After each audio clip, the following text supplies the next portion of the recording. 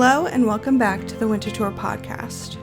We are feeling absolutely bucolic this summer, so we wanted to spend some time at Greenbank Farm, the home of Winterthur's sheep and goats.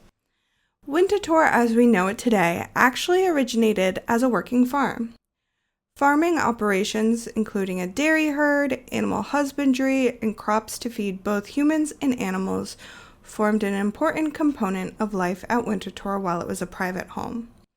Cows were a part of the Winterthur landscape from the earliest days, grazing contentedly in the shadow of the mansion when the Biederman family lived there. Henry Algernon DuPont, the next owner, maintained the dairy herd, but then began specializing in Holstein Friesian cattle, considered to be the most prolific milkers. Henry Francis, his son, became farm manager in 1914 and created a first-class dairy herd. In addition to dairy cows, Winterthur was also home to sheep, goats, and other livestock. As an ode to our historic origins, a flock of merino sheep took up residence at Winterthur as part of a collaborative effort with Greenbank Mills and Phillips Farm in 2007. To give us a little more background into the history of Winterthur as a farm, we asked estate guide Tyler Johnson to lend us his expertise. One fun thing about Winterthur is that it has so many kingdoms. It has an incredible museum and garden collection. It has an awesome library. It even has a post office. But one of the great things that makes Winterthur special is not only its rolling hills and fields, but its ties to farmland, agriculture, animals, and the people who work the land as well. Winterthur for a long time had the identity of Winterthur, an American country estate, because for over 200 years, this place has had its lineage, its history, linked directly to farmland. And some of the stories are just incredible. Whenever you talk about Winterthur, there's no way getting around that you have to bring up the DuPont family, who come on a very convenient date for any historian. January 1st, 1800. This French family who champions farming, physiocrats who very much want to link the economy to agriculture instead of mercantilism, they begin mercantilism with a gunpowder mill. But almost every single DuPont family member who comes over here and has large places like Winterthur or the Hagley gunpowder mills themselves are almost immediately tied to agriculture. We talk a lot about Eleuthère Irénée DuPont. He's the great-grandfather of our Henry Francis here at Winterthur. Eleuthère Irénée arrives January 1st, 1800. 1802, the gunpowder mills begin. But in 1801, Eleuthère Irénée DuPont bought one of the most famous sheep in American history. And it's an interesting tale.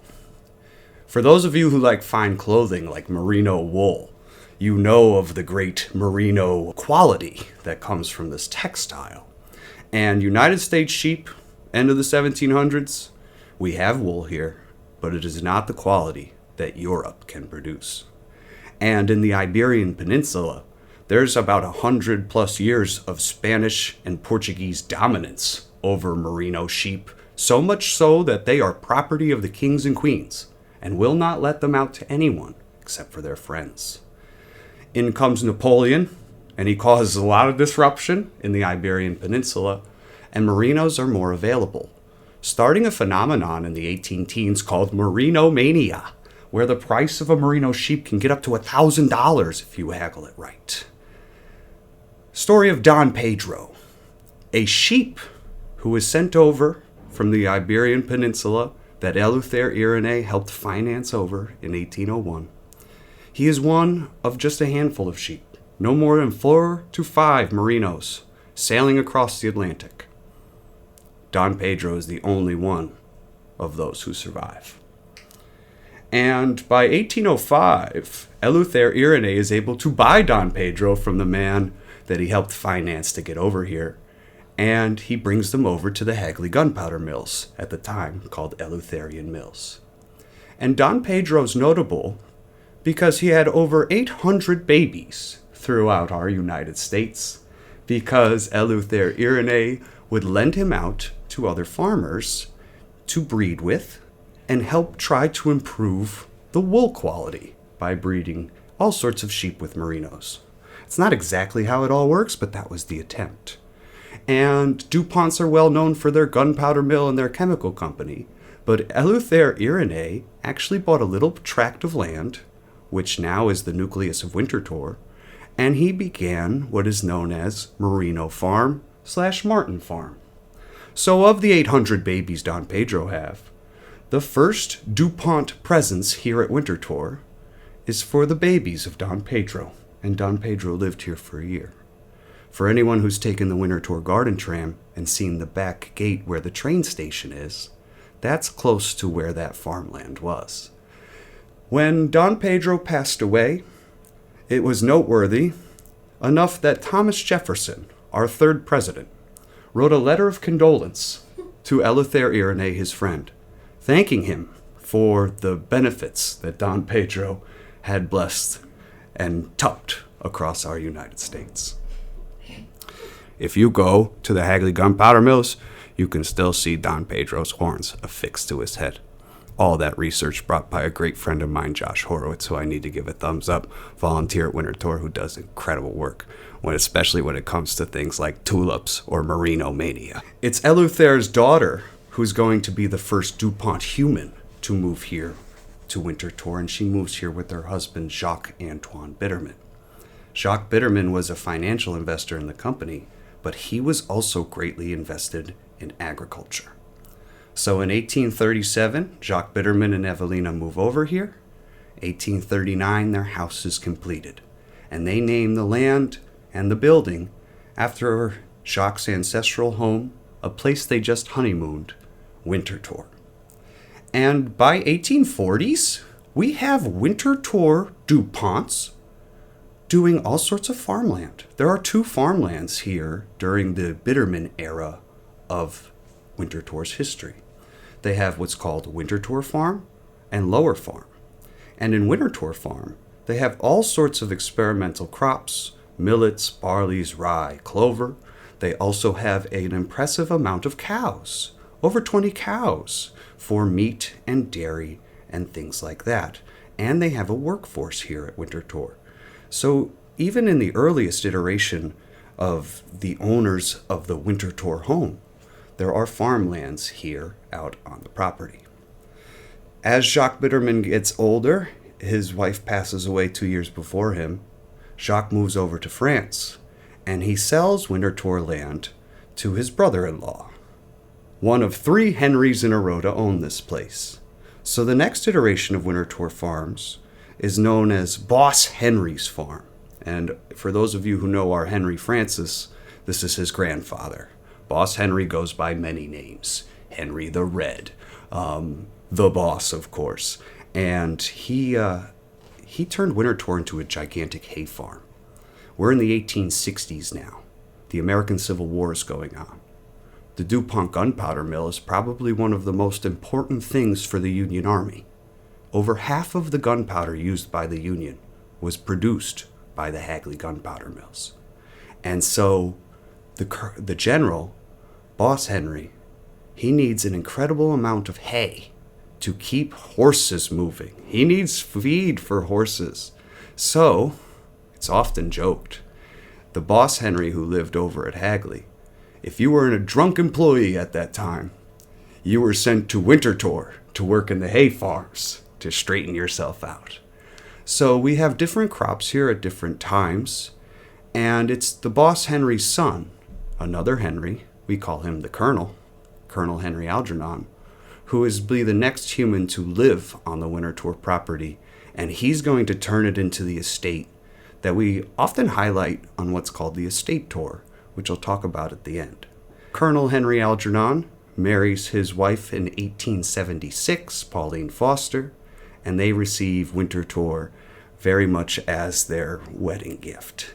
And the Colonel, Henry Algernon, had great interests in all sorts of gentleman farming, which was the thing to do for wealthy industrialists at the time. The colonel had a sawmill built here. He has multiple grist mills nearby. He has all sorts of different types of animals: pigs, chickens, ducks, sheep, turkeys, and cows. And Pauline Foster passes away in 1902. The Colonel Henry Algernon lived here until 1926. And it was a big loss for the colonel to lose his wife. It was a big loss for their son, Henry Francis, to lose his mother. And it's one of the cool things about father and son bonding. They bonded over farming. And a young Henry Francis DuPont, who was born here 1880 in a 12-room house. Dad builds a huge addition 1902. And now, when he's around 20 years old, Henry Francis DuPont has to host. He also is given management sometimes in the early 1900s of the farms and the gardens, starting to form the identities that guests see when they come and visit today. The colonel has what's called Lower Farm Hill today, and his farm had multiple farm buildings, some which still stand if you come take the estate tour. And there was over 90 buildings in Winterthur's height that was for housing, just for housing. Today we have around 118 structures. Not all of them are for housing. There's some barns and things like that. And it's also noteworthy that Henry Francis and his father are acquiring so many parcels of land. The original nucleus of Winterthur, Eleuther Irenae's time going back, is around 400-ish plus acres. Now, when you get to the time of the Colonel and Henry Francis, I've seen numbers of 2,500, 2,600 acres, because these folks keep buying nearby farmlands, and they make what's going to become a world-class dairy operation. The Colonel passes away in 1926, and it's actually on December 31st. So, January 1st, 1927, Henry Francis is in charge of the entire Winterthur kingdom, and he inherits it all. And he turns Winterthur Farms into a world-class dairy operation. Henry Francis went to school in Harvard for farm management. Henry Francis is an incredible wealthy millionaire of the 1900s because he owned stock in the DuPont Chemical Company. This man did not really work for the DuPont Chemical Company. He signed his taxes farmer, because his three great passions in life revolved around his garden, his house museum collection, and making the Winterthur Holstein cow a force on the earth. And it's not about always making money. Winterthur Farms was about having the best breed of Holstein cattle. And there's different types of cows who make different qualities of milk and butterfat content. Henry chose the Holstein, and his goal was to improve the butterfat quality of Holstein cattle. He does things with his farm managers like feed them alfalfa hay for a year, see if that increases the butterfat content, change their feeding patterns. He is trying all sorts of cutting-edge science and technology to try to improve the butterfat content over the years. And in the early 19-teens, before his father dies, he actually had hired a person from New York, Elmer James Humphreys, who was an excellent farm architect, to come and build what's now called Upper Farm Hill, this incredible complex that held over 300 head of cattle, making thousands and thousands of gallons of milk, a creamery nearby, and Winterthur milk was advertised as better milk for better babies, as it was advertised as healthy milk. In an age before tuberculosis, these humans had to make sure they worked in crystal clear, clean conditions. Even though Winterthur doesn't have any cows anymore, we still have some of these legacy buildings all across the estate that link us still to the days of Winterthur Farms. Henry Francis was very interested, as we talked before, invested in dairy efforts, and he was part of what's called the Holstein Friesian Dairy Association, a group of farmers who all meet together and discuss their breeding habits, their breeding tendencies. Henry Francis had farm tours. If you were a farmer and you came over here, you could go see his dairy operation.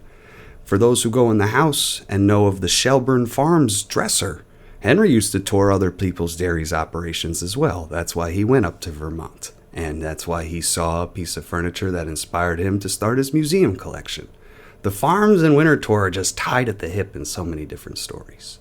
There's areas that are around the Winterthur estate today, like Swain Farm used to be the turkey farm. That's right outside of our property. Sometimes when you walk around the Brandywine Creek State Park as well, which is nearby our land, that is also either Winterthur housing in some pieces or also Winterthur farmland, like the sheep farm. Henry Francis had sheep, and we still have sheep here today thanks to Greenbank Mills. It's cool that we still have some farm animals here. Henry Francis knew it was too expensive for Winterthur Museum to maintain Winterthur farms. And as he's getting older, his museum opens up in 1951. He is trying to make it so that as much of the estate is preserved, and so that the land can be appreciated like the 3 generations before him who lived here appreciated it as well. 1969, Henry Francis passes, and the last cow was born here that year. Farm worker named Bob Trivets. He'll become the first head of maintenance, and he gets to name the final cow Finale. And Finale was sold in 1971. There's acres and acres of fruits and vegetables here. If you ever go to the Wilmington Country Club, who, by the way, has as its logo Don Pedro, a sheep. So does Christ Church. So does middle schools around here. Don Pedro's all over the place. If you're in North Delaware, look and see how many sheep you find. But Winterthur Farms ends, and you go to places like the Wilmington Country Club, you can still see some fruit trees, because that was acres and acres of fruits and vegetables that were maintained by various workers here who were sad to see elements of the farms go. If you read certain oral histories, the day that the strawberry fields were mowed up, a worker described it like blood on the tires because they were losing some of their land. And so the farm element here, why we still have a lot of the buildings, it's cool to see elements like the greenhouses bringing vegetables back, because that's very important, very tied to this place's history. And you can go get a strawberry here at Winterthur again. There was a lot of employees who were on Winterthur farm records, farm employee records, who will then shift into either working into the house, into the garden, into facilities, or elsewhere. And still have employee housing on the estate, so that's a fun thing to think about as well. That's tied to the Winterthur farm days, where farm workers lived close to those areas. I think Winterthur Farms overall is an interesting story, and I just scratched just barely the surface. There are records upon records upon records in the library about what crops were grown here what year the Muscovy ducks came in, what year we built Duck Pond Road or the main road from the visitor center, because DuPont liked to line out parts of his property, especially with the help of 52, the Kennett Pike. Winterthur roads, you rode horse and carriage around to see all of these different farmlands, garden properties. The whole identity of this estate is linked to the 3 kingdoms, but the farmland even permeates the house. Henry Francis used to stand out on his porch every single day before the research building was built in 69, and he could look straight out to East Barn and see where his meat cattle and his pigs were. The house was an island surrounded by farmland, and still kinda is to this day. So if you ever have time, come down to Winterthur, 3:15, Tuesday, Saturday, or Sunday.